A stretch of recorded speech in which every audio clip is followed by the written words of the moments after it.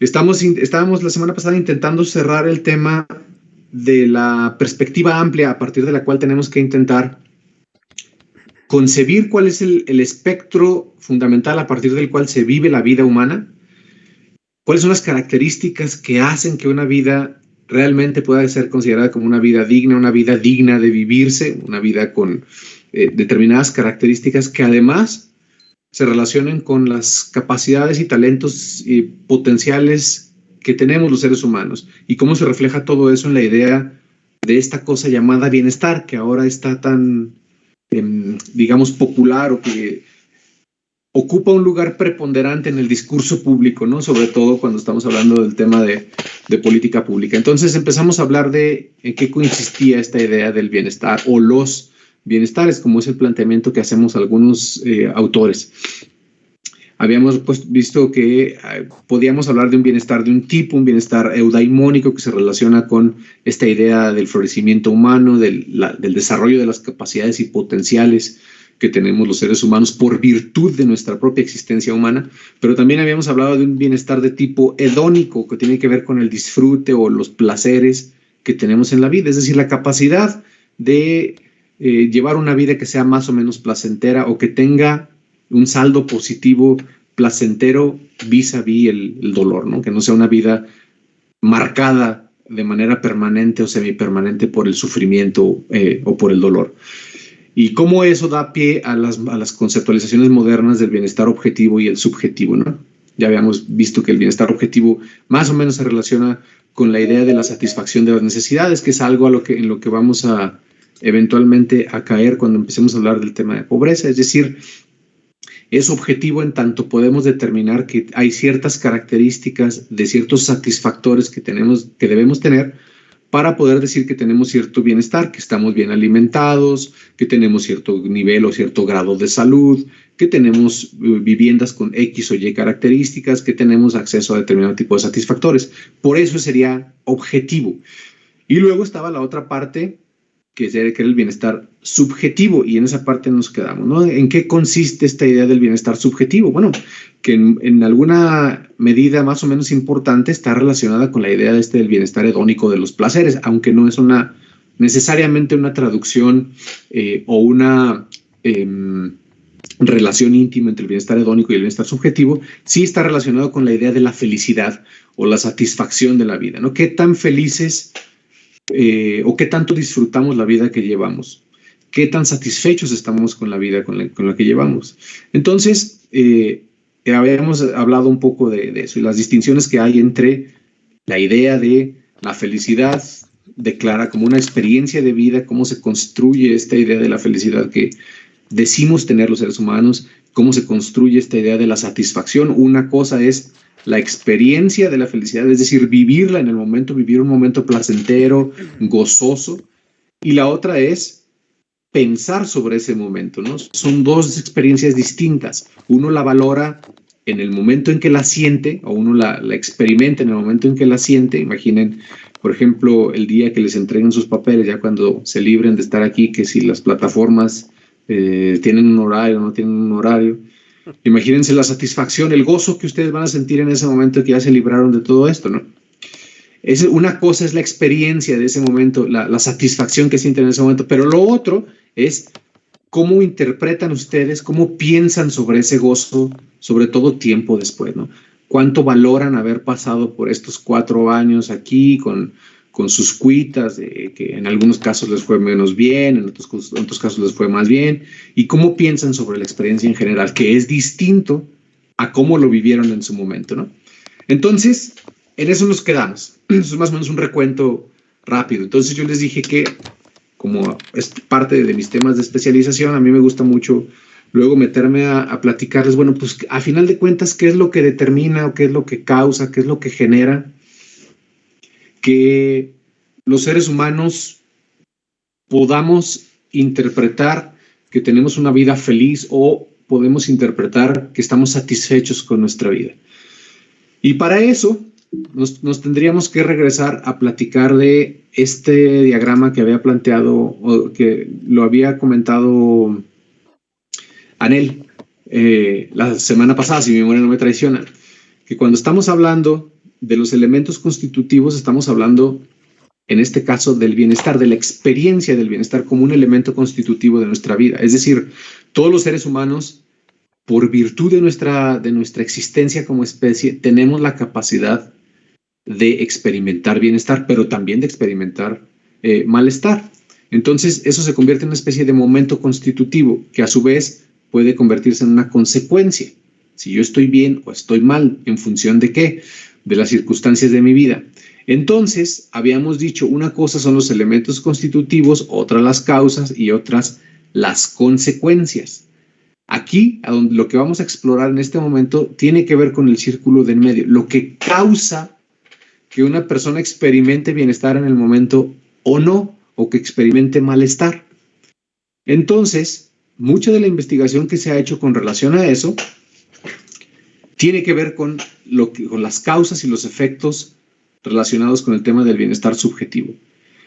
Y en términos más o menos gruesos, lo que se sabe es, no exagero si les digo que hay miles de estudios que han intentado determinar cuáles son los factores que determinan el bienestar subjetivo de las personas, qué tan felices o satisfechos se sienten con su vida, qué tan miserables o qué tan tristes o deprimidos o contentos, por otro lado, se sienten con su vida. Y lo que han encontrado, sobre todo esto desde la perspectiva psicológica, lo que han encontrado estos estudios es que, por ejemplo, el factor de la personalidad, un determinante es el factor de la personalidad. Todos nacemos con cierta predisposición a adoptar ciertos estados de ánimo con relación a nuestra vida. Ustedes lo saben perfectamente. Hay gente entre ustedes, entre sus compañeros, que son mucho más extrovertidos, otros que son más introvertidos, otros que son más predispuestos a la socialización, otros que son menos predispuestos a la socialización. Y así la gente en general tiene determinadas características, reitero, con las que nace y que puede ir modificando en su vida, pero de alguna manera esa predisposición viene dado por factores genéticos. Entonces, la personalidad es uno de los factores determinantes en que de alguna manera explica en buena medida la capacidad que tienen los seres humanos para disfrutar su vida o para llevar una vida menos disfrutable, ¿no? Entonces, la personalidad se ha encontrado que es el factor más fuerte para explicar las variaciones interpersonales entre lo que entre cómo la gente experimenta su bienestar subjetivo, ¿no? Se han hecho, por ejemplo, estudios entre gemelos y esto, de alguna manera, lo que hace es evidenciar que esa predisposición genética puede dar cuenta de hasta el 50% de la felicidad de un individuo, ¿no? Mientras que otro tipo de factores influirían sobre el resto del fenómeno de la felicidad que dice experimentar un individuo, ¿no? Este otro 50% puede ser las circunstancias personales, o sea, por ejemplo, si la persona tiene trabajo, si no tiene trabajo, si está casada, si tiene hijos, si está satisfecho, si está contento con sus relaciones personales, si tiene salud, etcétera, etcétera. Las circunstancias generales que rodean a la vida. Pero el otro 30% restante tendría que ver con otras cosas mucho más relacionadas con el bienestar eudaimónico del que hablamos. Es decir, que la persona de alguna manera sienta o tenga una sensación de control sobre su vida, que tenga la idea de tener una vida con sentido, con significado. Es decir, que tenga actividades intencionales que le sean satisfactorias y recompensantes. Todo esa ecuación de personalidad, más circunstancias personales, más actividades intencionales, de alguna manera darían cuenta de esta idea del bienestar subjetivo. Pero también hay otras, y relacionado con lo que acabo de decir de las circunstancias personales, también hay otros determinantes que están más relacionados con el contexto y la situación de la persona en el momento en que se le pregunta o en que la persona hace la valoración sobre su estado de bienestar relacionado con la felicidad o la satisfacción con la vida. Y lo que han encontrado los estudios aquí es que cualquier factor es importante en la construcción de la valoración. Es decir, cuando a ustedes les preguntan, ustedes en este momento que yo les estoy diciendo, qué tan felices o qué tan satisfechos están con su vida, ustedes en su cabeza están haciendo un cálculo rápido, muy rápido, porque ustedes saben que el cerebro es una máquina de cómputo sumamente sofisticada y refinada. Entonces, en este momento, su cerebro está pensando en todas las circunstancias que hay en su vida que tienen sentido para ustedes. Y ustedes están llegando a una conclusión: estoy más o menos contento, estoy más o menos satisfecho, estoy más o menos insatisfecho, me siento triste, me siento contento, tengo expectativas, no tengo expectativas, etcétera, etcétera. Entre los factores que se ha encontrado que son súper clave para determinar eso, qué tan satisfecho, insatisfecho, feliz, infeliz, hay cosas como el buen estado de salud. Ustedes lo saben perfectamente como buenos mexicanos que somos. Ustedes saben, conocen perfectamente el dicho aquel que dice: lo bueno es que hay salud, el resto como quiera, ¿no?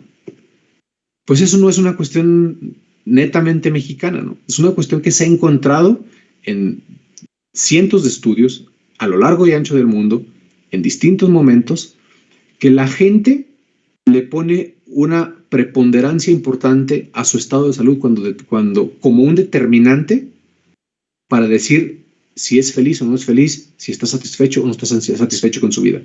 Evidentemente que las personas que tienen un estado de salud más malo van a declararse ser menos felices o más infelices, van a declararse menos satisfechos con su vida. Pero también, por ejemplo, está el tema del matrimonio. Mucha gente encuentra que el matrimonio le da sentido a su vida.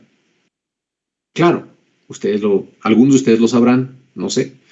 Esta idea del matrimonio también tiene su lado oscuro. Su lado luminoso está asociado fundamentalmente a los primeros años del matrimonio, ¿no?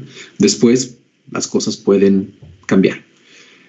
También hay otra cosa que incide en factores de contexto para si la gente considera o no valiosa su vida, que es el tema de las diferencias culturales, ¿no? Hay culturas que tienen una mayor predisposición, así como hay factores genéticos que predisponen a la gente a tener una actitud mucho más positiva ante la vida y otras una actitud quizá menos positiva o más sombría ante la vida. También hay culturas en que, por ejemplo, el tema de la autoestima tiene más relación con la satisfacción con la vida. Estas culturas, evidentemente, son culturas que tienen o que valoran mucho el rol de la socialización. Y la socialización, una socialización incrementada, es decir, llevar una vida social mucho más activa, está directamente asociado, juega un rol preponderante en la satisfacción que tienen las personas en su vida, ¿no? A contraparte de lo que ocurre en culturas que son más individualistas, como la nuestra, donde el tema de la socialización no necesariamente tiene tanta importancia o no está tan relacionada con la felicidad y la satisfacción que tienen las personas. Otros factores y otro factor importante aquí son los factores demográficos. Se sabe perfectamente, está perfectamente estudiado, aunque hay evidencia en dos sentidos, que el tema de la felicidad en la vida de las personas tiene una especie de forma de U. Es decir, si pusiéramos en una gráfica en el eje de las X o el eje horizontal, pusiéramos la edad de las personas y en el eje de la Y o en el eje vertical pusiéramos la felicidad que dice tener, esa figura de U lo que demostraría es que las personas tienden a declarar sentirse mucho más felices cuando son más jóvenes y cuando son más viejos.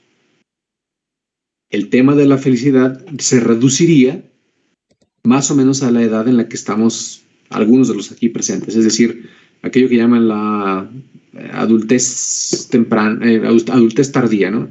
Es decir, de los 35, 40 a los 60 más o menos, donde la felicidad sería menor. Y esto de alguna manera tiene sentido porque, si ustedes lo piensan bien, es cuando muchos de nosotros asumimos la mayor carga de responsabilidad que tenemos en nuestras vidas, que puede ser la responsabilidad laboral, que puede ser la responsabilidad de la crianza de los hijos, la responsabilidad del cuidado de un hogar, el caso de las mujeres, por ejemplo, la responsabilidad de los cuidados, y ese tipo de cosas naturalmente que implican una carga de estrés importante que iría en contraposición a la idea de llevar una vida mucho más placentera en términos de estar liberados de esa carga, ¿no? Entonces el tema de la demografía pues también incide.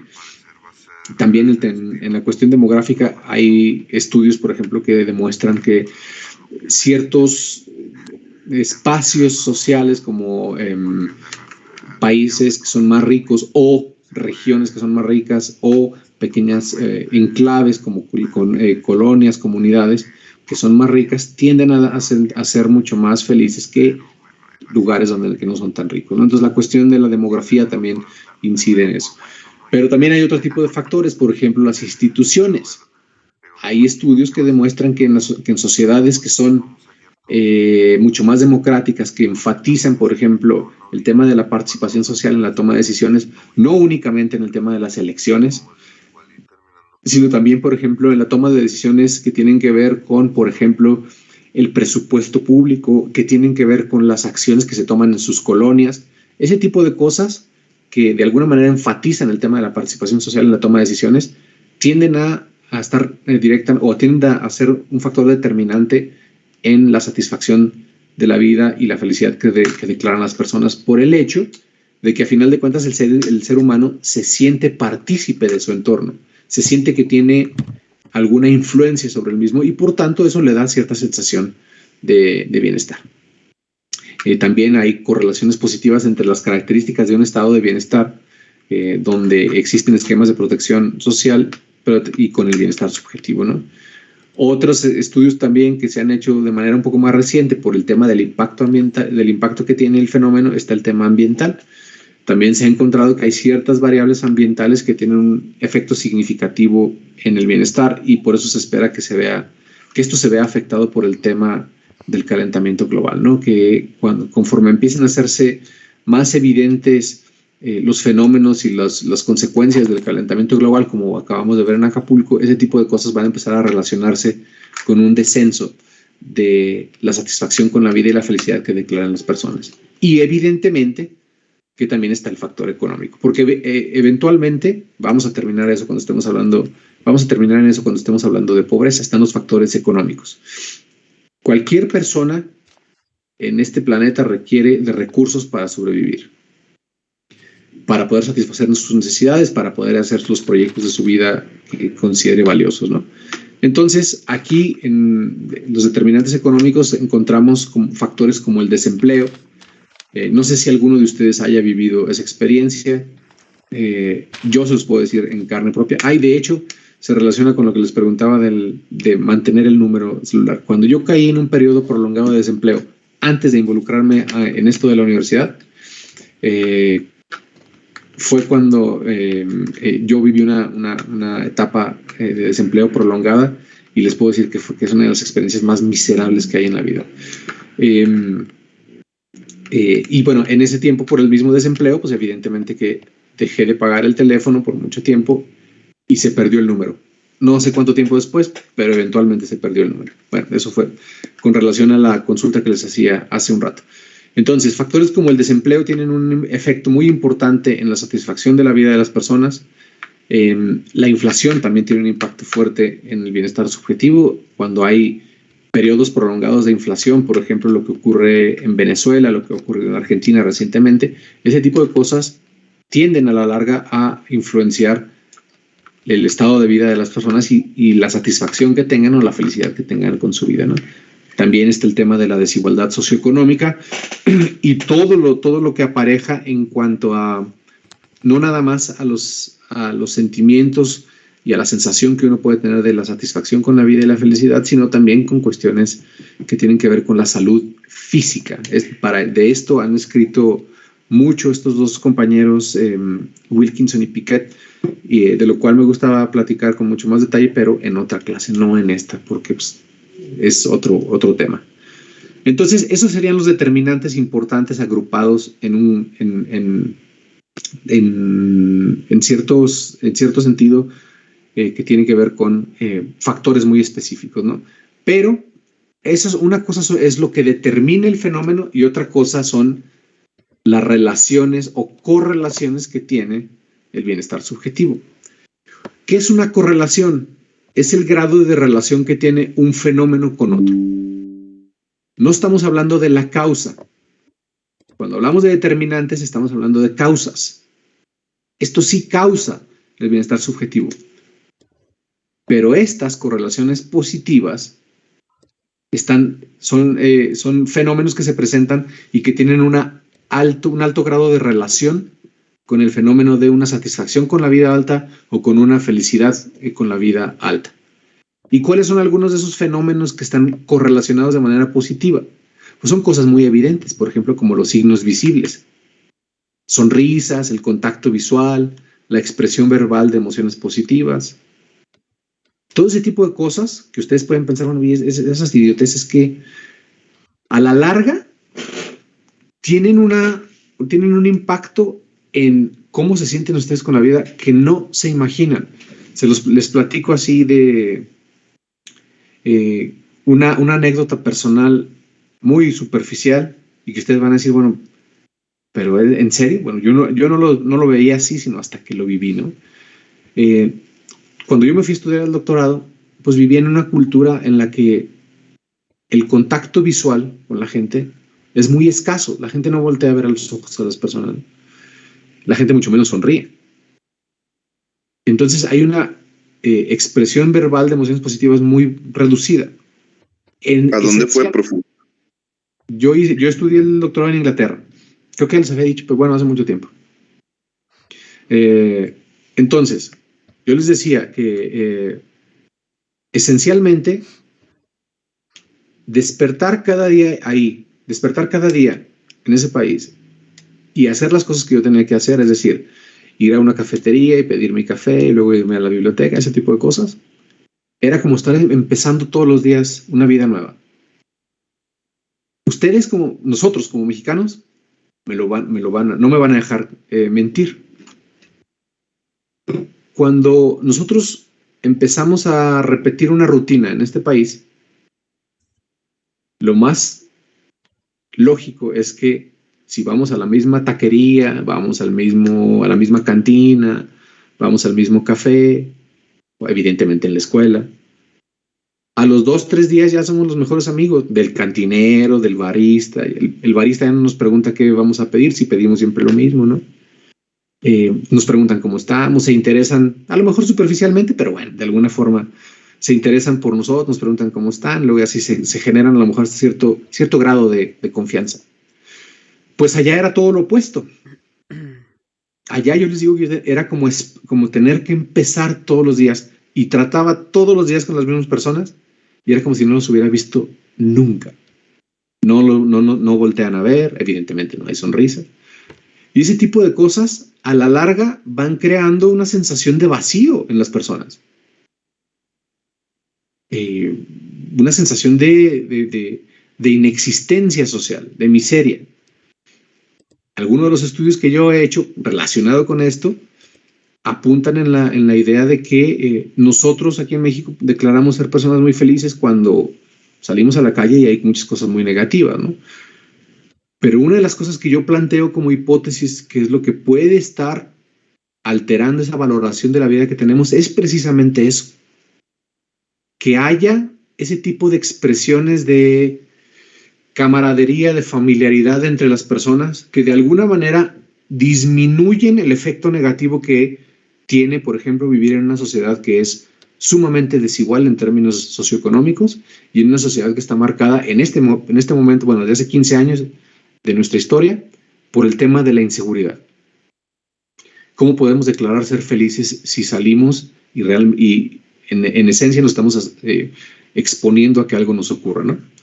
Entonces, bueno, cierro la anécdota. Esto es únicamente para ilustrarles la idea de por qué hay una correlación positiva entre sentirse satisfecho con la vida, en decir estar feliz con este tipo de fenómenos, ¿no? Como las sonrisas, el contacto visual o la expresión verbal de emociones positivas.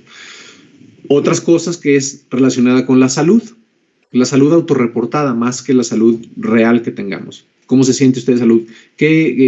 ¿Cómo considera que es su estado de salud? ¿Bueno, malo, regular? Coincide mucho que la persona declare tener un buen estado de salud, aunque no sea tan bueno, y la felicidad que reporte.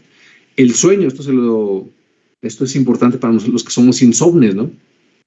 Los que somos insomnes, pues tendemos a reportar una satisfacción menor o una felicidad menor que los que tienen, o los que pueden dormir como Sarasúa, el sueño de los justos, ¿no? Que duermen a piernas sueltas sin ninguna complicación o responsabilidad en la vida. Otra cosa es la felicidad de los cercanos, ¿no? Evidentemente que esto tiene mucha lógica por el hecho de que si la gente cercana a nosotros, la gente que queremos, tiene una vida buena, tiene una vida, digamos, de la que pueda sentirse satisfecho, feliz, pues eso de alguna manera repercute en nosotros, ¿no? Nos hace felices que los demás, nuestra gente, sea feliz, y al revés también, ¿no? El hecho de la sociabilidad y la extroversión, mientras la gente es más sociable y más extrovertida, también está correlacionado con una satisfacción de la vida más alta. La participación comunitaria en términos sociales y políticos, mientras la gente se sienta más parte de su comunidad, tiende a estar asociado con una satisfacción con la vida más alta, una felicidad más alta. Y evidentemente el tema del ingreso, ¿no? Porque reitero, eventualmente vamos a aterrizar ahí, el tema del ingreso. Personas que tienen en un momento en el tiempo un ingreso más alto que alguien más, tiende a declarar ser más feliz o más satisfecha con su vida. Sobre todo, este tipo de cosas se hacen con referencias a un grupo. Los seres humanos estamos haciendo comparaciones constantemente con otros seres humanos, ¿no? Ustedes se comparan entre ustedes, con sus amistades, con sus familiares, pero por lo general lo hacemos con referencia a un grupo. No nos estamos comparando, por ejemplo, con Bill Gates o con Jeff Bezos o con Slim, con quienes ustedes gusten y manden. Nos comparamos con un grupo cercano, ¿no? Nuestros familiares, nuestros amigos, nuestros compañeros. Y mientras más nuestras condiciones sean mejores que las de nuestros pares, pues más satisfechos vamos a sentir, ¿no?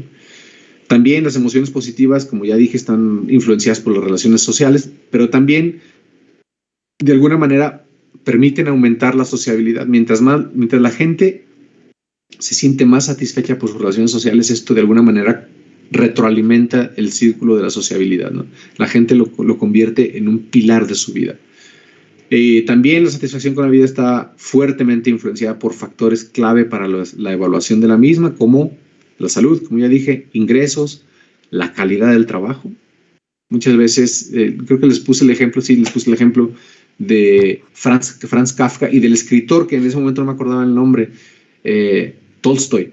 Creo que en ese momento les dije que era Dostoyevsky, pero era Tolstoy.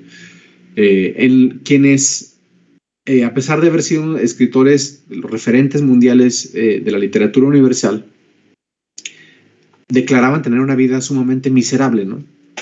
Entonces, la calidad del trabajo que uno hace está directamente relacionada con la felicidad que tenemos en nuestra vida, ¿no? Y obviamente el tema de los ingresos, como ya dije. Esto es con las correlaciones positivas, pero también están las correlaciones negativas. ¿Cuáles son las correlaciones negativas más importantes que se han encontrado en los estudios que se han hecho del tema?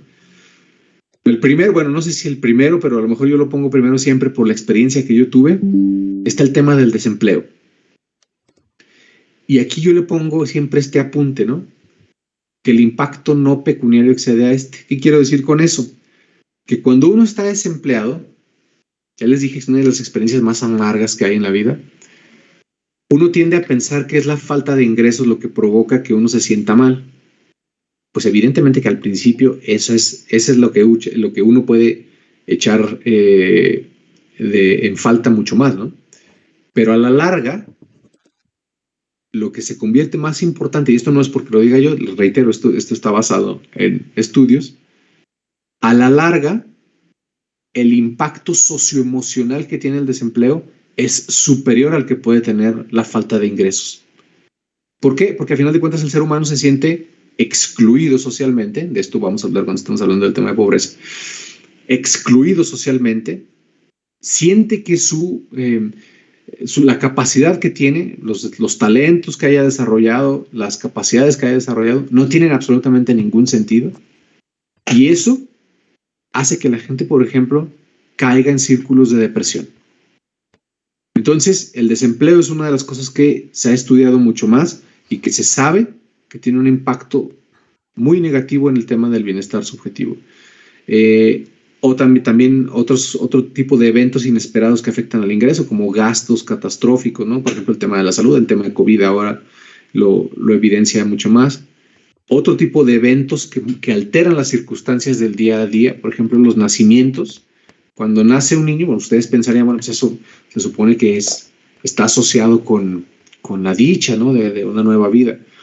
Pero cuando los estudios que se han hecho apuntan que ese tipo de eventos en la vida tienen un efecto hasta cierto punto negativo de corto plazo por razones muy variadas, pero fundamentalmente por el cambio cualitativo en la vida que experimentan los seres humanos. Es decir, asumir la responsabilidad de la crianza de un hijo pues no es una cosa menor. Entonces eso modifica mucho la circunstancia de vida de las personas y por eso está asociado a declaraciones de una menor satisfacción con la vida o una menor felicidad en el momento en que ocurren nacimientos, o por ejemplo el tema del divorcio, o por ejemplo el tema del duelo. Evidentemente lo del duelo es mucho más que evidente, ¿no? Cuando a alguien se nos muere alguna persona cercana, alguna persona querida, pues evidentemente que eso va a afectar de forma negativa nuestra experiencia de vida y cómo la estemos valorando, ¿no?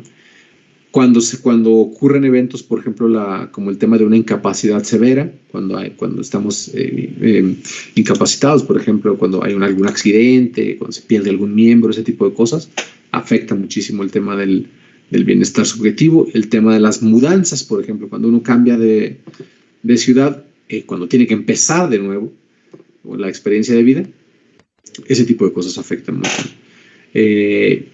También lo que se sabe de las correlaciones negativas es que las emociones negativas que uno experimenta constantemente, como la tristeza, como la angustia, como el estrés, están mucho más relacionadas con conflictos internos y sociales y la percepción que tenemos de los problemas en nuestro fuero interno, ¿no? Entonces, eso de alguna manera ayudaría a explicar cosas como la percepción que tenemos los mexicanos en momentos de inseguridad, pero que sin embargo es por estar relacionado con conflictos sociales y la forma en que percibimos esos conflictos sociales, pero sin embargo eso luego choca con la evidencia que hay.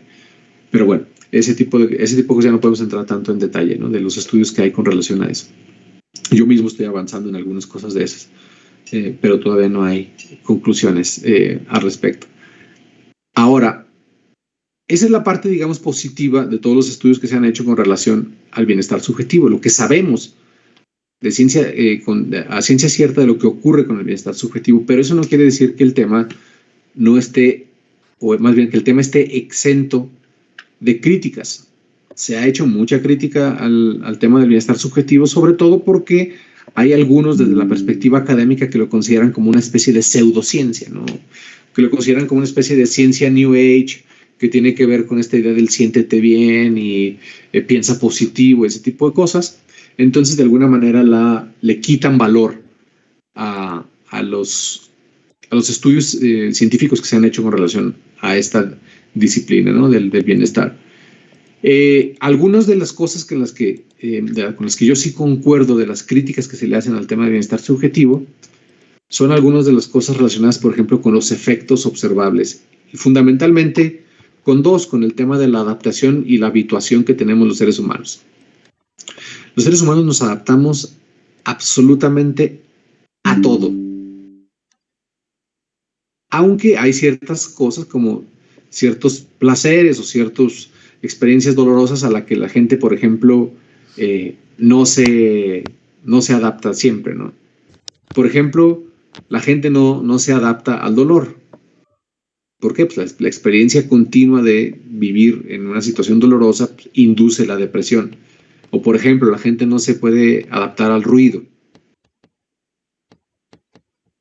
Entonces, hay ciertas cosas, a pesar de que nos podemos adaptar a todo, hay ciertas cuestiones a las que no nos podemos adaptar, o al menos no adaptarnos de manera completa. Cualquier factor que se manifiesta por determinado tiempo hace que nuestra experiencia de felicidad o infelicidad se haga menos intensa. Por ejemplo, piensen ustedes en el cambio en ingresos. Eventualmente, ustedes pueden ganar más o ganar menos por distintas circunstancias. Si ustedes ganan más, eventualmente se van a adaptar al nuevo ingreso que tienen. y la felicidad que experimentaron por haber incrementado sus ingresos durante un tiempo se va a olvidar porque se adaptaron al nuevo nivel de ingresos. Igualmente a la inversa. Si reducen su nivel de ingresos, con el tiempo, sus expectativas, sus gastos, su patrón de consumo, se va a adaptar a ese nuevo nivel de ingresos inferior y esa angustia que sintieron eventualmente se va a disipar.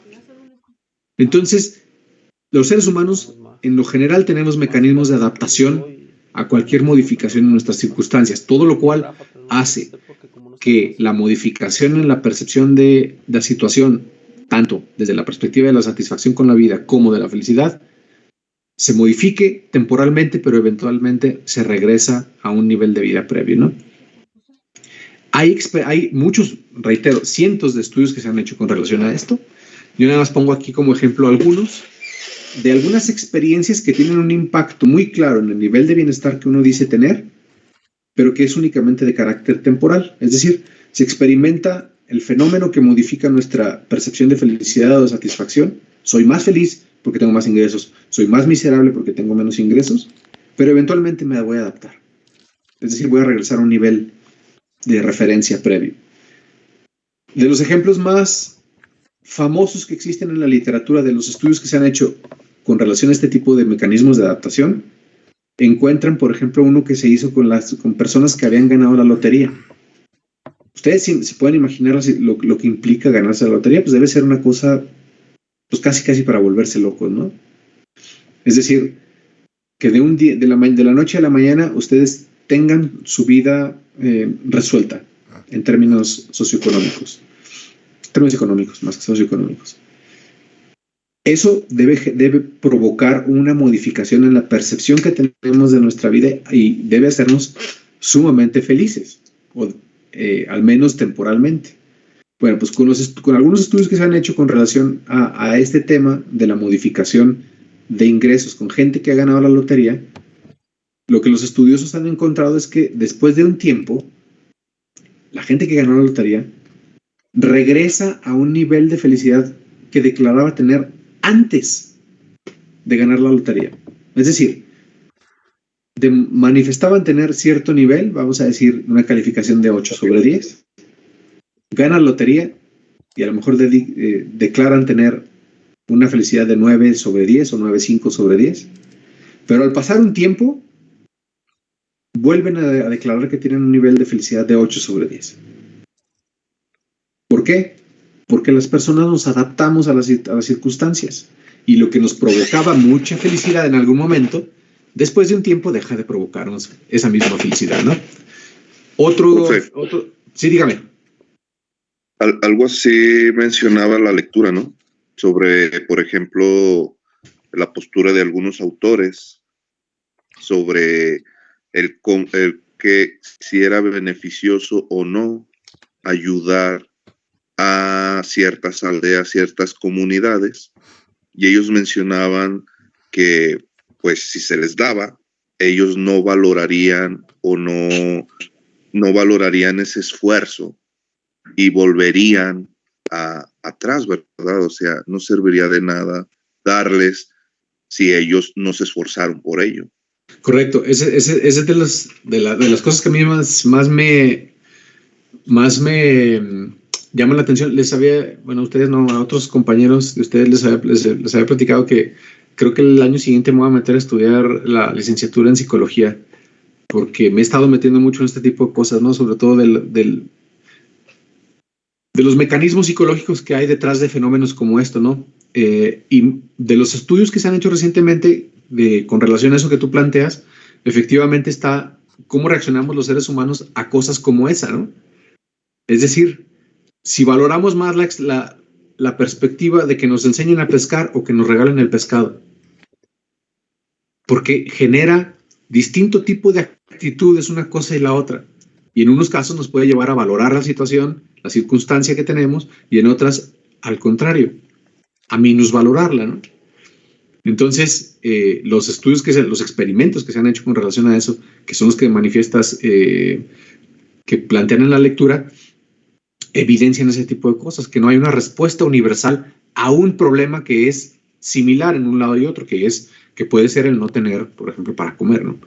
Pero bueno, ese tipo de cosas son muy interesantes. Ojalá que nos vaya dando tiempo para platicar algunas de estas con un poquito más de detalle. Otro tipo de efectos que evidencian cómo los seres humanos nos adaptamos y nos habituamos a los cambios. Estudios que se han hecho con gente que se casa y con gente que enviuda. La gente que se casa y la gente que enviuda declara cierto nivel de bienestar cuando se casan, pero ese nivel de bienestar se modifica después de 3 años. Lo mismo ocurre con la viudez. La viudez, digamos que se padece o se sufre en una ventana de 3 años, y luego las personas que decían sentirse muy amargas o miserables en su vida regresan a tener un nivel de satisfacción o felicidad que tenían antes de la viudez, ¿no? Otro, y este es uno de los estudios más famosos que hay con relación a esto, está el tema de un estudio que se hizo con personas que adquirieron una discapacidad súbita, en específico, que se convirtieron en parapléjicos por algún accidente, ¿no? El estudio que se hizo fue el nivel de bienestar que declaraban tener las personas antes de adquirir su discapacidad y el nivel de bienestar que declaraban sentir después de adquirir su discapacidad. Y lo que se evidenció es que las personas que declaraban tener cierto nivel antes de la discapacidad y luego ese nivel descendía después de la discapacidad, a lo largo del tiempo, ese mismo nivel que había descendido volvía a regresar al nivel anterior al haber adquirido la discapacidad. Todo esto, reitero, lo único que evidencia es que el ser humano es capaz de adaptarse prácticamente a cualquier cosa, ¿no? Entonces, hay otro tipo de estudios que igualmente, de manera similar, evidencian este tipo de cosas, pero, por ejemplo, relacionado con el tema específico de la pobreza o de lo que mencionaba ahorita Aaron. Por ejemplo, en tema de privación de satisfactores materiales, la gente que no tiene suficientes satisfactores para satisfacer sus necesidades cotidianas, alimentación, salud, vivienda, educación. Las personas que viven en situaciones de carencia o que viven bajo condiciones de opresión, sin embargo, pueden declarar ser felices o incluso sentirse felices bajo ciertas circunstancias. Uno pensaría, bueno, no es necesario que la persona tenga o viva en la opulencia para poder sentir o declarar sentirse felices. Pero otra cosa muy diferente es gentes que viven, por ejemplo, en condiciones de opresión. Piensen, por ejemplo, no tanto en la experiencia de este país, piensen, por ejemplo, en los países del África subsahariana, donde todavía viven bajo condiciones de guerras entre tribus y cosas por el estilo, donde llegan de una tribu y se los llevan y cosas por el estilo, que viven en dictaduras y que sin embargo puedan declarar sentirse felices, ¿no? Ese tipo de cosas lo que de alguna manera pone de manifiesto, reitero, es esta capacidad que tiene el ser humano de sobreponerse o ignorar las condiciones en las que vive, las circunstancias en las que vive para declarar sentirse feliz. Mucho de esto tiene que ver, lo han planteado algunos estudiosos, que tiene que ver con que los seres humanos que viven en condiciones de privación seria, condiciones de pobreza prolongada, en condiciones de opresión prolongada, lo que hacen es reducir sus expectativas de vida al mínimo posible, como una especie de estrategia de supervivencia o de adopción o de resignación a una realidad hostil, y por tanto, esa reducción de expectativas lo que hace es provocar que la gente pueda sentir o declararse sentirse feliz con cualquier pequeña bendición que se les atraviesa en el camino, ¿no? Así le llama, de hecho, Amartya Sen a este fenómeno. Él le llama las pequeñas bendiciones y dice, en algún texto, no recuerdo el nombre, en este momento, dice, las personas pueden declararse felices si ven una puesta de sol, por ejemplo, o al ver un arco iris. porque eso les representa, dadas sus condiciones de vida, eso les representa una especie de éxtasis en sus condiciones. Entonces, deme un segundo. Entonces, esto lo que de alguna manera pone de manifiesto es que qué tanta validez puede tener que alguien diga sentirse feliz si sus condiciones de vida son paupérrimas, ¿no? ¿Qué es más importante? ¿Que alguien se declare o se sienta feliz por eso? ¿O las condiciones en las que vive? Ahora sí, dígame, Aaron. En este sentido, profe, ¿qué alcance o cuánto ha influenciado ahora sí que los tentáculos del consumismo y la globalización para que alguien, bueno, sienta o quiera satisfacer sus necesidades, no sé, con algunas cosas materiales, ¿verdad? Claro. Como son celulares, laptops, carros, casas, ¿verdad? Arte. Hay gente que invierte en arte, ¿no? Como lo dice usted, o sea, la mayoría de la gente, bueno, yo pienso que la mayoría porque soy de ese grupo, ¿no? Que le gusta mucho las cosas, no sé, como la naturaleza. O sea, un amanecer, yo estoy seguro que 99.9 de la gente le encanta, ¿verdad? Pero, pues no, ver un amanecer o sea, necesitas mínimo levantarte temprano, ¿verdad? O quieres ir a alguna cascada, quieres ir a algo que valga la pena, necesita mínimo que eches una caminata o que te asolíes o que, ¿verdad? Sí, claro. Todo esto que planteas tiene que ver con la perspectiva de vida que vamos construyendo los seres humanos. Y cuánto de esa perspectiva está relacionada con la idea del florecimiento o cuánto está relacionada con valores ajenos a la idea del florecimiento. ¿Qué es lo que nos enriquece como personas? Las experiencias de vida, experiencias como esa que estás diciendo tú, experiencias como la socialización. Si compartes tú el amanecer o el atardecer con alguien a quien quieres, pues esa experiencia se convierte en una experiencia de vida valiosa, que tiene valor por sí misma. En la otra perspectiva, en la perspectiva de un sistema de valores marcado por el consumismo, por ejemplo, lo que el valor de la actividad pierde sentido, y lo que adquiere sentido es cuánto costó o la cosa. Ya no es la experiencia lo que vale la pena, sino la cosa. Es decir, el cuadro, el vehículo, la casa, las cosas, el teléfono, la computadora. Entonces hay una especie de desplazamiento de lo valioso, de que lo que realmente vale la pena en la vida, que son las experiencias que tenemos los seres humanos, las actividades que tenemos los seres humanos, el valor que le asignamos a la experiencia y las actividades que tenemos, se lo pasamos o se lo transferimos a esto. O sea, a mí no me importa tanto el esfuerzo que yo dediqué a esto, sino que a final de cuentas pueda tener esto. ¿Y cuánto de eso tiene que ver con mi satisfacción?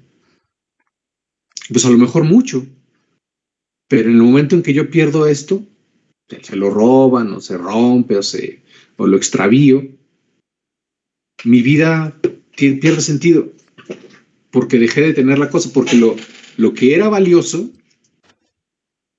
estaba colocado en un lugar de nuestra experiencia de vida que no tenía que ver. Otra vez, es regresar a este diagrama,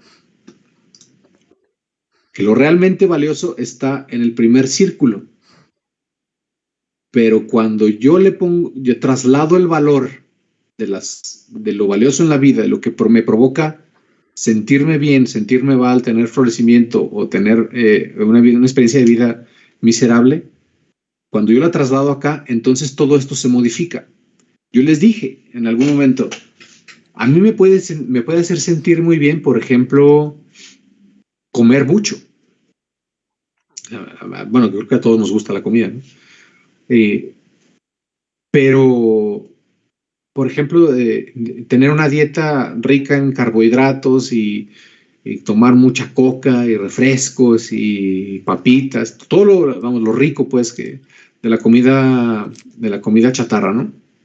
Pero eso eventualmente va a tener una consecuencia negativa en mi vida, en mi estado de salud, en este caso.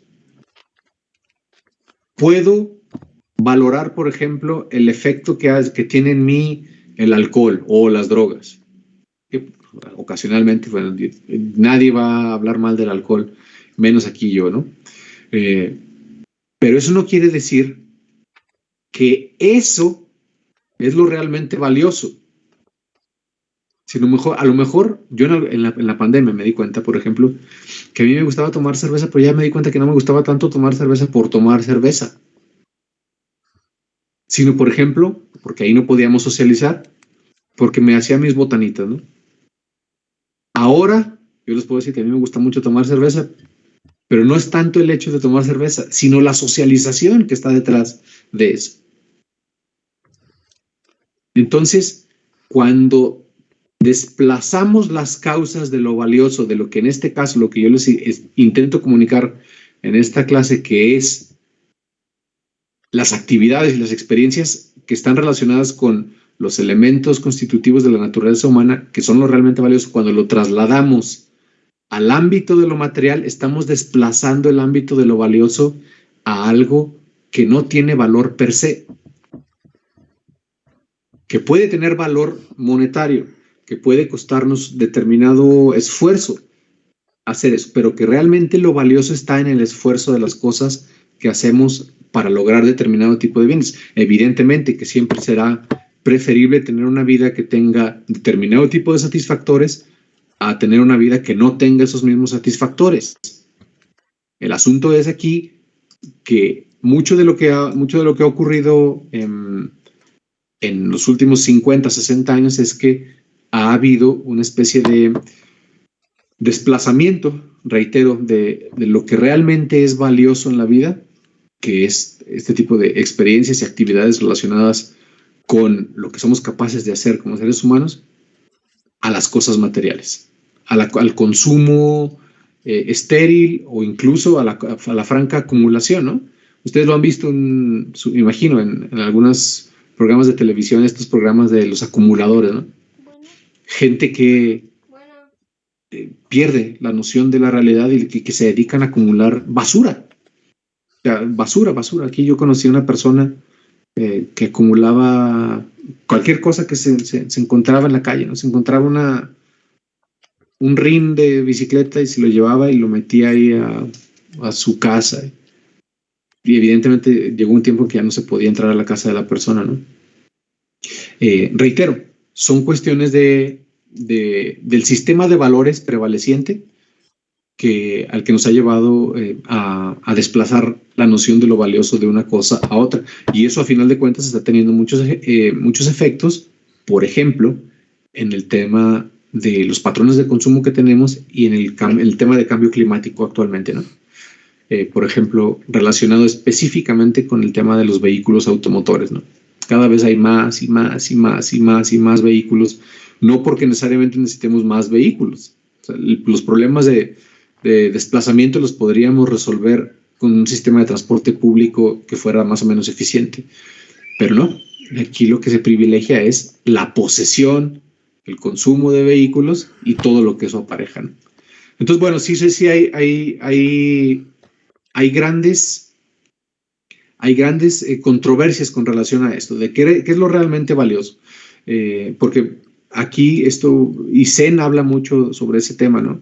Aquí a lo que se presta este tipo de interpretación es, bueno, si los pobres, de hecho así les llama Zen, si los pobres son magos del placer, es decir, les tienes que dar muy poquito para que se sientan muy feliz, bueno, pues eso lo único que va a hacer es que las intervenciones públicas, como leían en el texto de esta semana, las intervenciones públicas tienden a ser intervenciones menores o que le dan una pasadita superficial al problema, causa del mismo, ¿no? Sino que únicamente se se sigue reproduciendo, aunque con distintas intensidades o con distintas manifestaciones. Entonces, la controversia es qué es lo realmente valioso desde la perspectiva, primero, de la valoración individual de lo que es la vida, qué es lo que representa el bienestar para uno, pero por el otro lado también es la perspectiva de los valores sociales que ensalzan un tipo de vida consumista, un tipo de vida vacío desde la perspectiva de la idea del florecimiento, pero también las intervenciones de política pública orientadas a temas, por ejemplo, de personas que viven en condiciones de pobreza y que, sin embargo, pueden llegar a decir sentirse felices con este tipo de cosas, ¿no? Con estas pequeñas bendiciones de las que habla Zen. Creo que Jaime mencionó la semana pasada cómo el señor presidente decía que él lo que quería era reemplazar la idea de la riqueza o del Producto Interno Bruto como una medida del bienestar de este país, y que lo quería reemplazar por el tema de la felicidad. La idea no es mala, la idea, sin embargo, se convierte en muy mala cuando vemos este tipo de cosas. Cuando vemos que los mexicanos declaran sentirse felices independientemente de todo. Y uno dice, ¿cómo puede sentirse un país que declara números más, números menos, que el 80% o el 85% de la población declara sentirse insegura? ¿Cómo puede al mismo tiempo declarar sentirse muy feliz o muy satisfecha con su vida? Entonces, el uso, para ese tipo de cosas, el uso de la felicidad, el uso de la satisfacción con la vida se convierte en muy conveniente, porque sabes que no importa que lo que hagas, la gente va a seguir declarándose feliz con su vida o satisfecha con la vida, ¿no? Como dice aquí la última parte de la diapositiva, una valoración subjetiva, es decir, si yo les pregunto a ustedes qué tan felices se sienten en este momento, no va a diferenciar a un individuo que esté enfermo y a uno sano si los dos dicen sentirse felices. Ambos serían de una evaluación de una perspectiva individual y subjetiva, pero una persona estaría enferma y la otra no, pero ambos declaran sentirse felices. Entonces, ese tipo de cosas, obviamente, que hace que este tipo del estudio de este tipo de fenómenos, pues, se ponga en entredicho, ¿no? Porque a final de cuentas, se pueden presentar este tipo de paradojas o de situaciones que no contribuirían a modificar el estado de cosas. Continúo, porque si no terminamos. De hecho, no creo que vayamos a terminar. Bueno, otra cosa es, no me voy a detener mucho en esto, la gente interpreta distinto lo que es la felicidad o la satisfacción con la vida. Si yo les pregunto qué es satisfacción con la vida o qué es felicidad, es probable que muchos lo interpreten de manera indistinta, aunque se refieran a cosas diferentes, ¿no? Y mucho más, esto se complejiza mucho más cuando ciertos estudiosos importantes de este tema han encontrado que, por ejemplo, si yo les pregunto, como les platicaba la semana pasada, qué tan felices se sienten, que depende de un estado anímico, y si les pregunto qué tan satisfechos se sienten, que depende de una valoración cognitiva sobre cómo digo que me siento, es decir, sobre cómo pienso de cómo me siento, están sumamente interrelacionados, ¿no? Entonces, gente como Martin Seligman, en los estudios que ha hecho, ha encontrado que cuando yo declaro sentirme muy satisfecho con mi vida, en realidad lo que estoy reflejando es el estado anímico de ese momento. Si a mí me preguntan qué tan satisfecho estoy con mi vida, bueno, a ustedes ayer que estaban con el problema de la plataforma y los horarios de la plataforma, qué tan satisfechos, pues estaban cabreados, desconcertados porque no sabían que les habían jugado cubano, etcétera, etcétera. Pues a lo mejor sentían ahí que que su estado anímico pues era malo, ¿no? Y eso no iban a declarar sentirse satisfechos con la vida. Si se les pregunta lo mismo, pero cuando les acaban de entregar el papel de que ya se liberaron de esta responsabilidad, pues seguramente su satisfacción con la vida va a ser otra. Entonces, este tipo de cosas a lo que apunta es que el tema de felicidad y satisfacción, cuando se mide, muchas veces las personas a las que se les está preguntando esto, pues no pueden necesariamente hacer una distinción entre una cosa y otra, ¿no? Es decir, pueden estar confundiendo la felicidad con la satisfacción y a la inversa. ¿Qué otros problemas tiene esto, además de la adaptación? El problema de la memoria. Cuando a ustedes les preguntan cómo se sienten en este momento, ustedes pueden decir bien, mal, regular, contento, triste, angustiado, con estrés, satisfecho, etc. Eso es en el momento. Pero si yo les pregunto mañana cómo se sentían hoy, es probable, muy probable, que me den una respuesta diferente a la que me dieron hoy. Por una cosa muy sencilla. Porque el juicio global retrospectivo de cómo nos sentíamos está influido por el estado anímico y está influido por la memoria. Y los seres humanos tenemos una capacidad limitada de procesar información y esto influye también en las limitaciones para recordar con exactitud y con cierto nivel de detalle las experiencias que vivimos. Entonces, las personas, por un lado, experimentan las cosas en el momento y por el otro lado recuerdan de cómo se sentían en el momento. Esta distinción que les he hecho varias veces, ¿no? Cómo me sentí en el momento y cómo pienso de cómo me sentí en ese momento. Daniel Kahneman, que se los he mentado creo que 2 o 3 veces o más, ha hecho estudios en varias décadas sobre esta conformación de la persona, ¿no? Y él dice, bueno, a final de cuentas los seres humanos tenemos 2 formas a través de las cuales valoramos las experiencias de vida. Tenemos por un lado a la persona que experimenta, él le llama el ser experiencia. Esa persona es el que responde a la pregunta, ¿cómo está en este momento? ¿Duele en este momento? Bueno, X. Hay varios experimentos que hicieron estas personas para eso, ¿no? Uno relacionado con la colonoscopía, por eso está lo del duele ahora. Y por el otro lado hay otra persona que vive dentro de nosotros que es el ser memoria. Y él es el que contesta la pregunta, ¿cómo estuvo su experiencia en total? Lo mismo que les he dicho varias veces. ¿Cómo me siento? Y cómo pienso sobre cómo me siento. ¿Cómo recuerdo cómo me siento? Entonces, lo que dice Kahneman es que los seres humanos tendemos a tener una valoración, un recuerdo distinto de nuestra experiencia. Y por lo general lo que hacemos es suavizar nuestros recuerdos malos, nuestras experiencias malas. Cuando nos preguntan sobre algo malo en el pasado, pensamos, pues a lo mejor no estaba tan mal, o a lo mejor yo exageraba en ese momento, o no, en realidad no era tan malo la situación que viví. Dice Kahneman, confundir la experiencia, lo que yo viví en el momento, con su recuerdo, cómo me acuerdo de lo que viví ese momento, es una ilusión cognitiva ineludible. Es algo que todos los seres humanos hacemos. Lo que sin embargo él dice, y por eso él plantea que la medición del bienestar subjetivo tiene que ser preguntarle a las personas cómo están en el momento, no preguntarles sobre cómo piensan que estaban en el momento. Él dice, aquí somos esclavos del ser memoria, o sea, de la segunda persona, ¿no? Porque cuando nosotros estamos tomando decisiones sobre cualquier cosa de nuestra vida, el que toma la decisión es el que se acuerda de nuestras experiencias previas.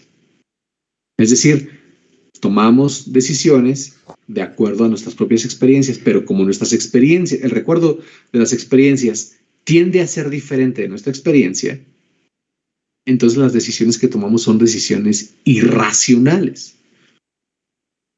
El ser experiencia, dice Kahneman, no tiene voz. Por eso es preferible preguntarle a las personas cómo se sienten, cómo se van sintiendo a lo largo del día. Bueno, para eso Kahneman y su otro coautor con quien ganó el Nobel, que era Amos Tversky,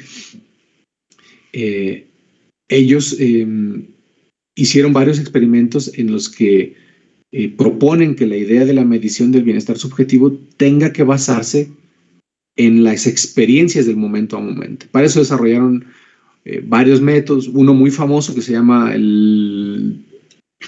Daily Reconstruction Method, el método de la reconstrucción diaria, en el que a ustedes se les pregunta, se les hace llevar una bitácora sobre sus actividades del día y cómo se fueron sintiendo a lo largo del día con las experiencias que llevaron, ¿no? Para esto hay otro tipo de herramientas que se han desarrollado que, por ejemplo, ahora con el nivel de sofisticación que hay, se les va preguntando a lo largo del día y a lo mejor ustedes mismos lo han vivido con sus teléfonos móviles, ¿no? Ciertas aplicaciones que les van haciendo recordatorios a lo largo del día. Esencialmente, el método de medición a partir de este tipo de lógica se basa en eso, que el teléfono móvil les manda recordatorios a lo largo del día, les pregunta dónde están en este momento, con quién estás, cómo te sientes, qué estás haciendo. Porque eso, de alguna manera, reduciría el impacto que tiene el sesgo de la memoria. El sesgo que, reitero, tiende a recordar las cosas de manera distinta a como las vivimos, ¿no? Entonces, eso es un problema importante cuando estamos hablando del tema del bienestar subjetivo. Esta me la voy a brincar porque pues, ya estamos muy atrasados, pero que cuestiona esencialmente la idea de si efectivamente la buena vida equivale a la ausencia del dolor, ¿no? Porque a final de cuentas es que la paradoja de una buena vida, de las actividades y experiencias valiosas para el ser humano, por su propia naturaleza implican experimentar dolor, ¿no? Por ejemplo, esta segunda viñeta que les pongo ahí, el amor propio, el amor a los seres queridos, tiene una correlación directa con la felicidad. Eso lo platiqué hace algunos minutos, ¿no? A final de cuentas, que la gente que queremos tenga experiencias de vida satisfactorias, hace que nos sintamos bien con nuestra propia vida, el amor que le tenemos a ellos. Pero a final de cuentas, cualquier experiencia amorosa es una fuente de dolor. ¿Por qué me van a decir que es una fuente de dolor? Yo les platico, seguramente todos ustedes han estado expuestos a alguna decepción amorosa. Todos hemos estado, o la mayoría hemos estado expuestos a una cosa como esa.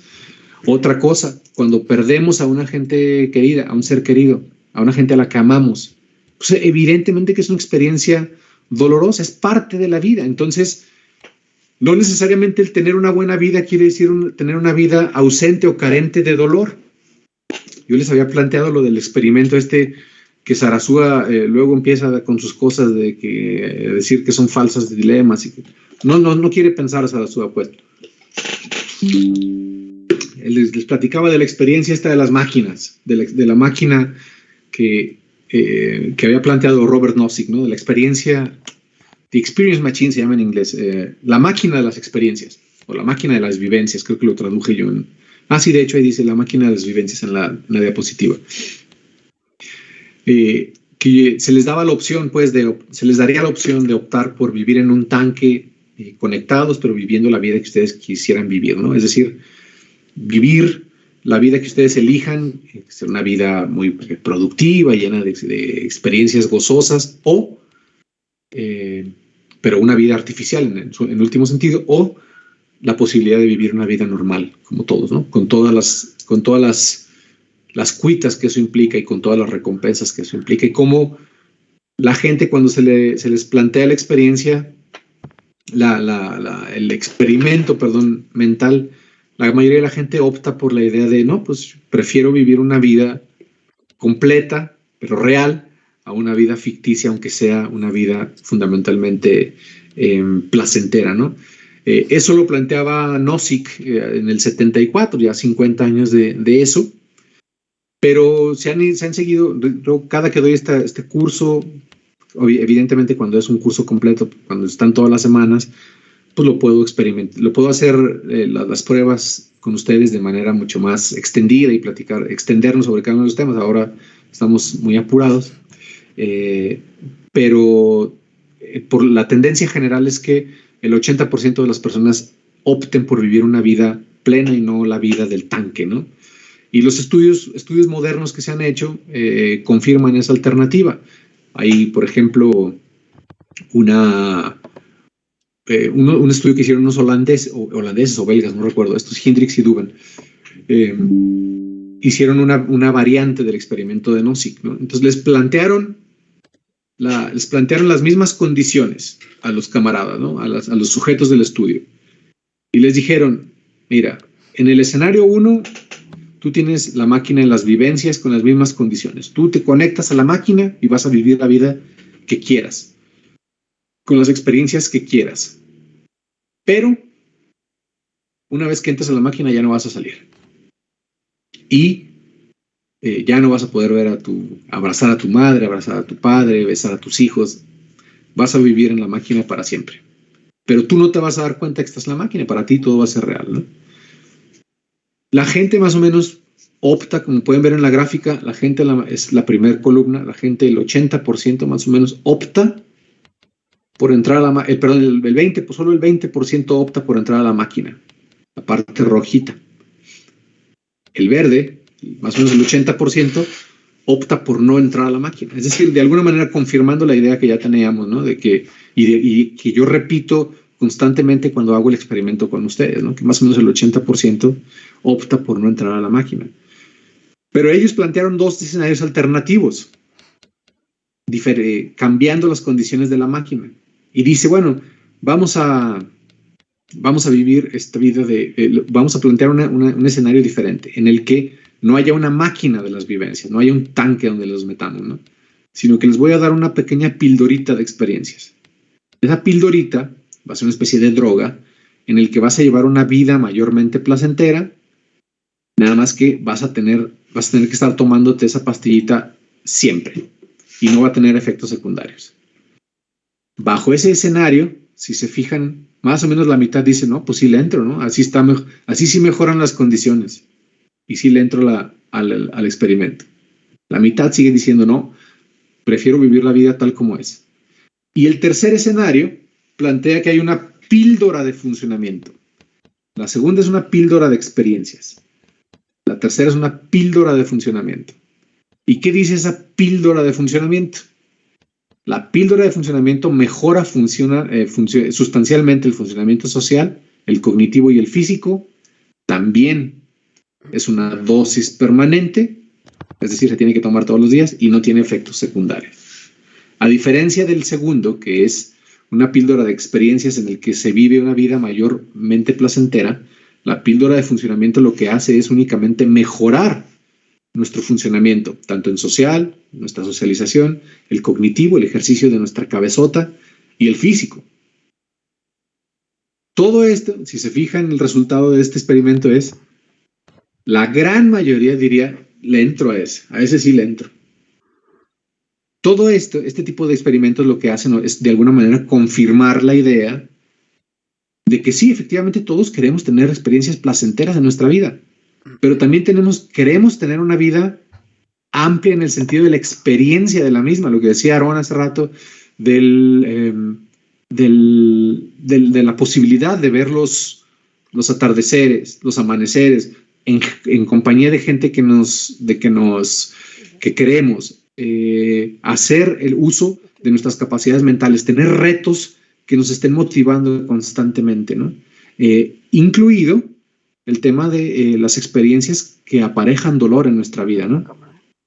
No llevar una vida que sea completamente plana o que de tanto placer termina convirtiéndose en una vida que sea plana.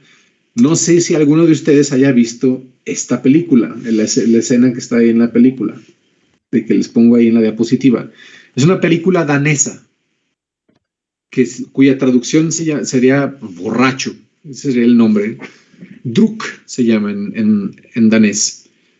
Si no la han visto, pues lo recomiendo, está simpática. Les platico rápidamente así el planteamiento de la trama. Es un grupo de maestros de preparatoria, todos los cuales evidentemente llevan una vida que tiene, pues todo lo que tiene la vida, ¿no? Tiene momentos disfrutables, tiene momentos amargos. Y alguno de los del grupo de maestros, plantea en una reunión social que hay un filósofo noruego que había sugerido que los seres humanos nacemos con una cantidad de alcohol en la sangre muy baja y que lo conveniente es incrementar marginalmente esa cantidad de alcohol que tenemos en la sangre todo el día. ¿Para qué? Para mejorar nuestro funcionamiento social, nuestro funcionamiento cognitivo. Y sugiere que él y los amigos se embarquen en un experimento. Es decir, van a estar dando pequeños tragos de alcohol, traen una cachita de esas, una petaquera que ustedes conocen, la traen ahí cargada y todo el día están dándole pequeños chupitos, todo el día. Es decir, están en un estado de embriaguez mínimo todo el día. Y empiezan a ver cómo, por ejemplo, el maestro huraño, que tenía malas relaciones con sus compañeros, con sus alumnos. Cualquier circunstancia con la realidad es mera coincidencia. Cualquier parecido con la realidad es mera coincidencia. Empiezan a ver cómo sus relaciones con los alumnos empiezan a cambiar, modificar de manera sustancial, cómo su práctica docente empieza a mejorar, ¿no? Entonces, bueno, sobre ese argumento se construye la trama de la película. Reitero, si les llama la atención, tiene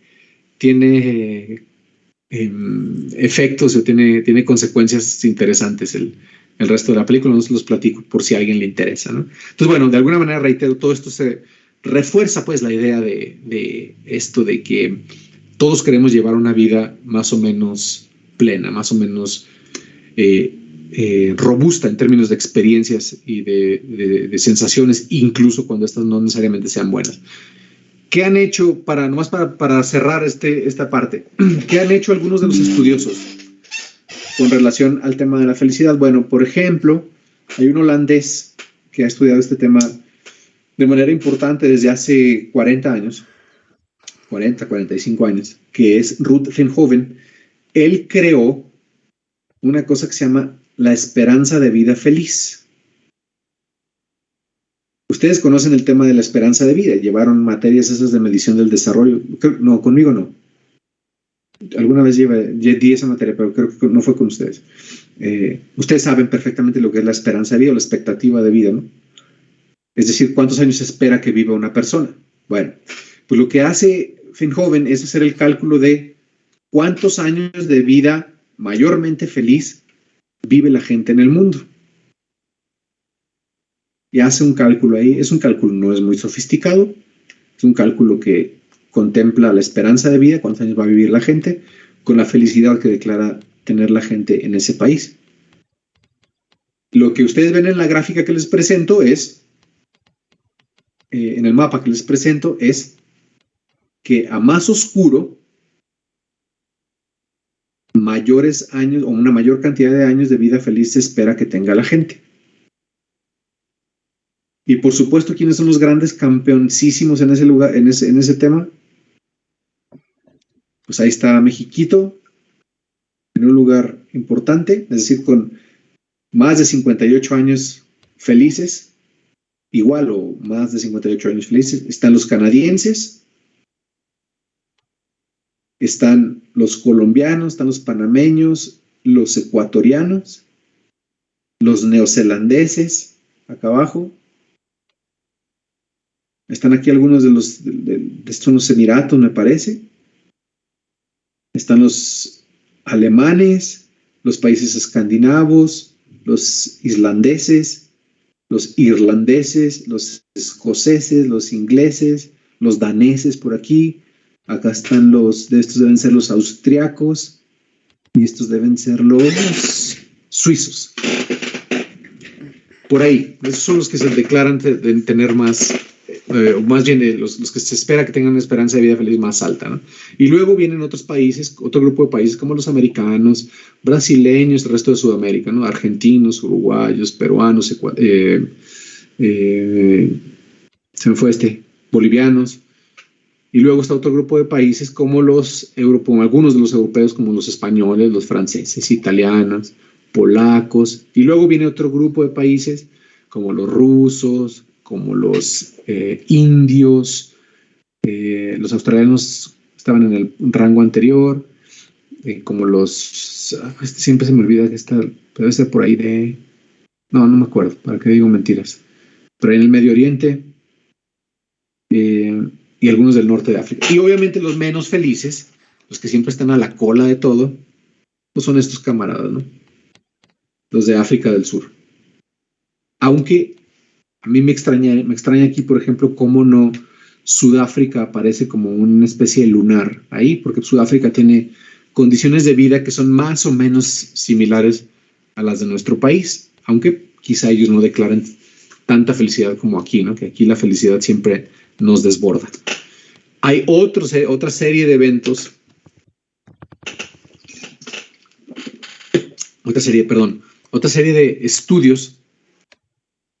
Este caso es el Reporte Mundial de la Felicidad.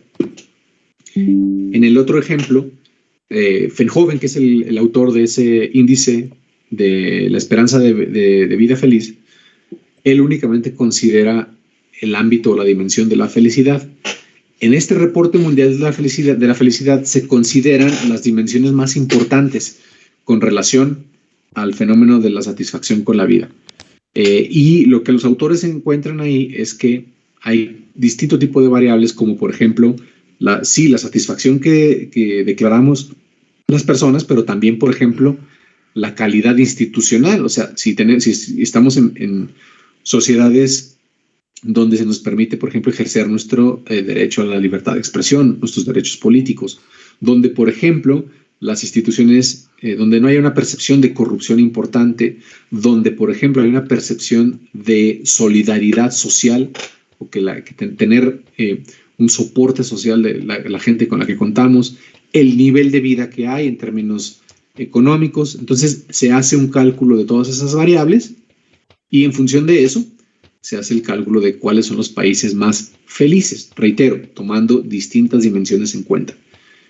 Y aquí cambia un poco la perspectiva con relación al mapa anterior. Países ahí como Estados Unidos o Canadá están mucho más altos en la escala de lo que estaba México. Este es el dato del 2021, no lo he actualizado. Pero cuando yo empecé a hacer el seguimiento de estos temas, que fue desde el 2013 más o menos, o sea, hace 10 años, México siempre aparecía hasta arriba, siempre aparecía como de los más altos, ¿no?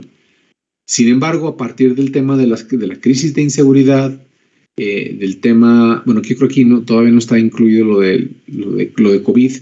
Creo que es justo la última medición antes de COVID, o a lo mejor ya es la primera con COVID. Entonces ahí se modifica y México cayó bastantes lugares, pero sobre todo cayó bastantes lugares por el tema de la percepción de solidaridad social y por el tema de instituciones deficientes, ¿no? En el tema de la corrupción. Entonces México ahí cae a nivel de países como, por ejemplo, Chile, como países como Argentina. En este sentido, Brasil tiene una mejor posición, o sea, está más alto. Y hay países más bajos aquí, como el caso de Venezuela, ¿no? Debe ser, sí, este es Venezuela, que está mucho más abajo en el caso de América Latina. Y bueno, así el mismo fenómeno lo pueden ver en otras partes del mundo. En el caso de África, pues ya sabemos que más bien va a tender hacia lo amarillo, que es lo menos bueno, como este que debe ser, si este es India, esta es Pakistán, esto debe ser Irak, creo, no estoy completamente, o a lo mejor Afganistán, no estoy completamente, no, Afganistán no es, este debe ser Irán y este debe ser Irak, no, al revés, este es Irak y este es Irán, creo, no estoy seguro. Sí, esa parte del planeta siempre la traigo, toda esta parte del planeta siempre la he traído más bien vagarosa, esta parte de los TANES y las exrepúblicas soviéticas, ¿no? Esto más sí lo tengo más o menos claro. Y como se pueden dar cuenta también aquí, evidentemente los más altos, pues son los países escandinavos siempre, ¿no? Finlandia, Suecia, Noruega, Dinamarca aquí, Islandia por acá. Bueno, Islandia no es escandinavo, pero también de los más altos. Las Islas Británicas, Irlanda, Alemania, Austria, Suiza. En este caso creo que también está aquí Chequia, la ex República Checa, y así. Pero bueno, y acá obviamente también fuera del mapa o de lo que habitualmente nos concentramos, está esto que es Australia y Nueva Zelanda, ¿no? Bueno, pues ese es más o menos el panorama relacionado con la idea del florecimiento y con el bienestar, que como ustedes se dan cuenta, pues es una Es un área de exploración muy amplia, muy rica y que de alguna manera sirve como el telón para presentar lo que se supone que a ustedes les ofrecieron como el núcleo de esta materia, que es el tema de pobreza. Se supone que esto debió haber pasado hace como una hora, pero pues no pasó hace una hora. Entonces, ya son las 11:24. Ustedes díganme qué hacemos. 11:24, sí, 11:24. Hay que almorzar. Perdóneme. Hay que desayunar, ¿no, profe? Hay que desayunar. O sea, usted me está diciendo para todos los efectos que ahí le dejemos. Está bien, está bien. Digo, no. También nosotros por irnos a desayunar. No lo culpo, no los culpo. Empezamos tarde, luego se nos complicaron las cosas con... Denme un segundo.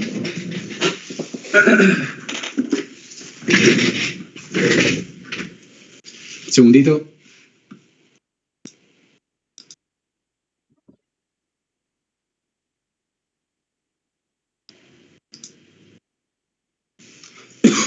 Perdón.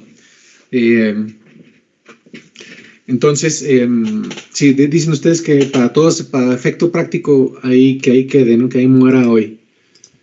Entonces, pues bueno, esto me va a forzar a, pues sí, a cortar más los contenidos de esta sesión, los que están programados para esta sesión y los de la próxima. Pero bueno, se puede hacer. Entonces, dudas, comentarios hasta ahí.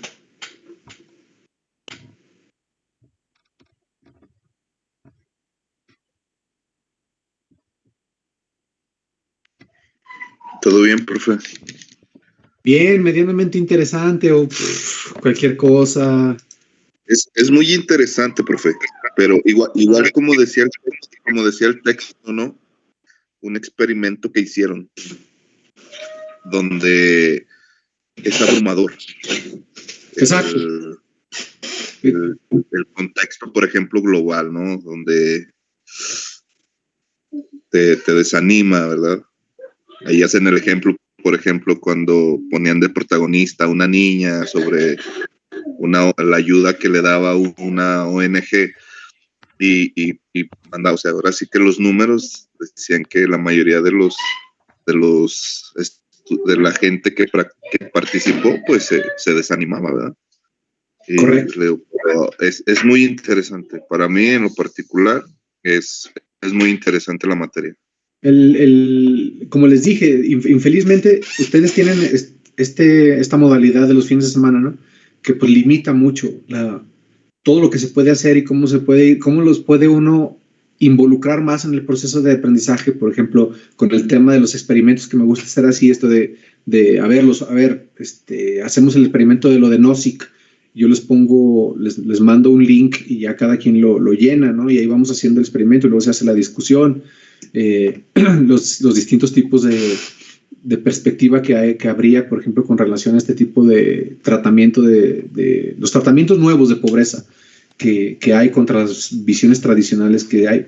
Entonces, la perspectiva es limitada por el tiempo que tenemos, por la modalidad en la que estamos y además la amplitud del curso, que cualquiera de estas perspectivas que yo he planteado como componentes centrales del curso, que es el tema del florecimiento humano, el tema del bienestar, por otro lado, y luego el tema de pobreza, cualquiera de ellos podría tener un curso dedicado exclusivamente para cada uno de los temas. Aquí yo estoy queriendo meter los tres y bueno, eso hace que también el tratamiento sea mucho más apresurado, es mucha información y puede convertir en una cosa así como abrumadora, sobre todo cuando lo queremos aterrizar ya en cosas muy específicas, como por ejemplo el tema de las acciones o de la política pública contra la pobreza, o acciones o cosas relativamente simples, pero también controversiales, como el tema de la medición de la pobreza, ¿no? Que es un asunto que, si ustedes están enterados de lo que pasa en este país, se habrán dado cuenta que hace un mes y medio fue materia de discusión importante o de controversia importante los resultados que estaba publicando Coneval, ¿no? Y lo que dicen algunos otros estudiosos. Pero bueno, dígame, Jaime. Sí, maestro. Fíjese que, bueno, ahora sí en lo particular, esta materia, aunque ya habíamos llevado alguna vez algo de pobreza, se me hace muy importante el modo en que se está abordando. Estamos viendo conceptos que la verdad nos cambió tantito el modo de verlo anteriormente, ¿verdad? Entonces, y más aún, mientras estaba dando la clase, pues yo me estoy imaginando panoramas que yo había visto y ahora estoy entendiendo, ¿no? Uno de ellos, por ejemplo, a lo mejor, pues a algunos nos ha tocado vivir a lo mejor una ayuda de gobierno, donde yo he visto gente que se acostumbra a esa ayuda y lejos de, por ejemplo, mejorar su casa con la ayuda que le están dando, tratan de conservar las mismas características de su casa, no la crecen, venden el material, venden esto para seguir beneficiándose de esos apoyos. Entonces, crea como una forma en que nada más es como venga, deja aprovecho lo que me da gobierno, pero se están quedando en la misma pobreza de siempre. Entonces, le hallan como un modo de vivir. Entonces, yo aquí entiendo que pues tiene que ser un concepto de que la gente quiera mejorar, si no, pues va a continuar con la misma. Entonces, como en la lectura decía, eh, la gente se va a acostumbrar a recibir nada más, pero nunca se le va a sembrar la semillita de que se le está dando la oportunidad para crecer. Me ha tocado casos donde a lo mejor los gobiernos les ofrece un curso de carpintería, hacen la carpintería, les dan una lanita y aparte les dan para herramientas. Lo que hacen es, si les dan en especie, venden las herramientas y venden o se gastan el dinero en otras, ¿no? Lo vemos a lo mejor en las becas para estudiantes, a veces no llevan ni siquiera al fin, aprovechan para unos pinta uñas, etcétera, etcétera, y no se le ve como la oportunidad de que nos puede servir para salir adelante. Otro tema que usted tocó un poquito es de que hace tiempo a mí me tocó estar un poquito involucrado en grupos juveniles católicos y yo de repente llegué a unas conclusiones que de repente ahorita tantito me cuadran. Yo en aquel momento me daba cuenta que cuando uno quería ayudar a los demás, algunos cambiaban y otros no. Entonces yo llegaba tantito a la conclusión de que la gente es muy difícil de que cambie. Se tiene que agarrar como desde niños, como para decir, vamos a guiarlos y vayan agarrando un modo de vivir. Porque cuando dábamos, no sé, algún tema o algún retiro, la gente llegaba motivada por 4 o 5 días y después volvían a la normalidad. ¿Por qué? Porque regresaban al núcleo en el que pues queríamos hacer la diferencia y la realidad es que volvían a adaptarse otra vez a lo que fueron, ¿verdad? Entonces era muy difícil. Y para mí mi conclusión era que tienen que tener una experiencia a lo mejor traumática, se oye feo, algo que mueva el tapete desde abajo y, y en realidad eso sería lo que cambiar. O la otra es cambiar de un piso diferente, ¿no? A lo mejor ahorita estoy en la ciudad, ahora cambio, ahora sí que nada más como visualizarlo tantito, pero no necesariamente, es un ejemplo nada más. Estamos en la ciudad y cambiamos a la playa, tenemos diferentes panoramas y tenemos que adaptarnos a ese panorama ahora. Entonces, mientras no regresan a lo mismo, vamos a continuar igual, ¿no? Claro, mucho de eso tiene que ver efectivamente con el poder de la circunstancia de los individuos, ¿no?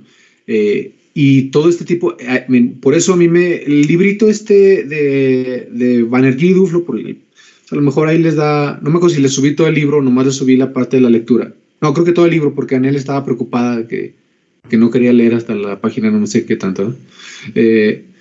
En algún ratito de ocio, de duda, les puse el último capítulo para que también lo lean. Entonces, ya en lo mejor intermedio le pueden ir esculcando, ¿no? En ratitos de ocio. Lo que luego, por eso es tan valioso la experiencia de ese libro, es que plantea formas distintas de acercarse al tema de la pobreza, tomando en cuenta ese tipo de consideraciones. Que en la política pública tradicional, bueno, esto es parte de la última sesión que se supone que vamos a tener, aunque bueno, ahorita ya se van a desayunar, ahorita nomás decimos 2 o 3 cosas. Que la perspectiva tradicional de política pública que hay contra el tema de la pobreza tiende a estar completamente fuera de órbita, porque no toma en cuenta ese tipo de pequeños detalles, ¿no? A mí yo siempre les platico a mis alumnos en esta clase o en la clase de desarrollo social, cómo la idea de la pobreza se ha intentado abordar desde las grandes preguntas, ¿no? Que eso es lo que plantea Duflo y Abhijit Banerjee en el texto que leyeron, en la introducción del texto que leyeron, de que muchas veces el planteamiento del tratamiento de la pobreza parte de preguntas que a lo mejor no tienen respuesta. Porque el tema de la pobreza es tan amplio, es tan grande, que encontrar una medida que pueda atender ese problema en esa magnitud es simple y sencillamente una perspectiva irreal. Entonces, quizá tendríamos que cambiar la perspectiva del tratamiento de la pobreza a una perspectiva como la que plantean ellos, porque son una pareja, que tenga que ver con problemas mucho más concretos, sencillos, simples, que a lo mejor hasta parecen tontos, pero que bien aplicados o bien entendidos desde la evidencia empírica pueden ayudar a modificar mucho la circunstancia de vida. Ahí ponen el ejemplo de las redes estas con insecticida, ¿no? Que a lo mejor Aarón aquí, que es el que anda en la montaña, él está más familiarizado con ese tipo de cosas que los que andamos aquí en la ciudad, ¿no? Pero de los mosquitos y ese tipo de cuestiones, ¿no? Como una cosa que aparentemente es tan sencilla como instalar esas mallas o esos mosquiteros en las camas, ayuda a reducir la incidencia de la malaria, que para nosotros es así como que, ¿qué es eso, no? O sea, son enfermedades que en el estudio de este tipo de cosas se le conocen como enfermedades de la pobreza, ¿no? Enfermedades que países con cierto nivel de desarrollo han erradicado, como nosotros. Nosotros, malaria, pues a lo mejor de repente se escucha hablar de eso, no sé, en las playas, ¿no? En Guerrero, en Oaxaca, en algunos lugares que todavía están con otro tipo de condiciones de vida, ¿no? Pero en otras partes del país eso no se menciona. Entonces, ¿cómo una cosa tan sencilla como puede ser, que nosotros pensamos tan sencilla como puede ser la instalación de unas mallas con insecticida, pueden cambiar radicalmente la perspectiva y las expectativas de vida que tiene una persona? Otro de los ejemplos que plantean ahí, que es muy interesante, es el tema de la potabilización del agua. Cómo hay ciertas regiones del planeta que todavía están muy expuestas a esas enfermedades de la pobreza, ¿no? Como el cólera, que son enfermedades del sistema digestivo.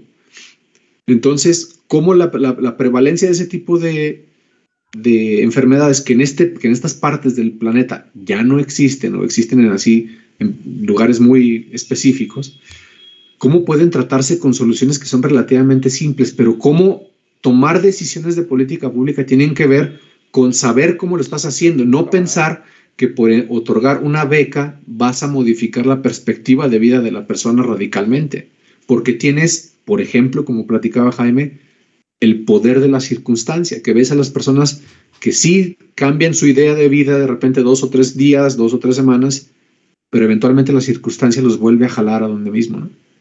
Y cambiar la perspectiva a partir de una beca, por ejemplo, o de una capacitación, como dice Jaime, es simple y sencillamente iluso. Pero de eso intentaremos platicar un poquito más adelante. Pues son 11:37. A desayunar. La semana que entra seguimos con la programación habitual. Lean las instrucciones a ver si hay 1 o 2 intentos. Si son 2 intentos, los pueden ahí dosificar, uno en la mañana y uno en la tarde. Porque si esto de la noche sí se me hace que está muy horrible, ¿no? Pero sí, de 9 a 11 y luego en la mañana otra vez, de 7 a 9, qué sé yo, ¿no? Ya lo veremos la semana que entra. Dependiendo del humor. Dependiendo del humor en el que me deje Villaseñor, ahí lo vamos viendo. ¿Qué? Échate un chiste para que se vaya bien, mi vida. Era una vez. Bueno, ¿alguna otra duda, comentario? Todo bien, profe. No, profe, gracias. Al contrario, gracias a ustedes. Ahí estamos en contacto y ahí vamos viendo cómo avanzamos. Sin presiones, nada más, no se confíen. Entonces, el examen ya les dije, sin presiones. La palabra aquí es sin presiones, pero tampoco se confíen. ¿Ok? Nos vemos. Bueno. Está bien, profe, hasta luego. Yo no les voy a, por mucho que parezca, yo no les voy a jugar cubano, créanme. Gracias, Vale, pues, profe. Villaseñor, aquí platicamos ahorita en todo lo tuyo. Sí. ¿A qué hora entonces, Villaseñor? En la tardecita, apenas voy a cruzar. Hay un chorro de fila aquí en el puente. Apenas voy a cruzar. Yo creo que me llevo unas 2 horas todavía aquí en la fila. Pues como a las 2, 3. Como a las... acá ya son acá es 1 hora más. Bueno, ahí le mueves ahí le mueves a tu plataforma. Al cabo parece que tú eres el maestro en esas trampas. Pues a las 5. Horario México. A las 5 de horario de aquí, ok. A las 5, Ojo. 5. De 5 a 5:30. Sí, Ahora pues. ya está. Vale, nos vemos la semana que entra. Gracias, Vamos. maestro. Hasta luego. Adiós. Gracias, profe.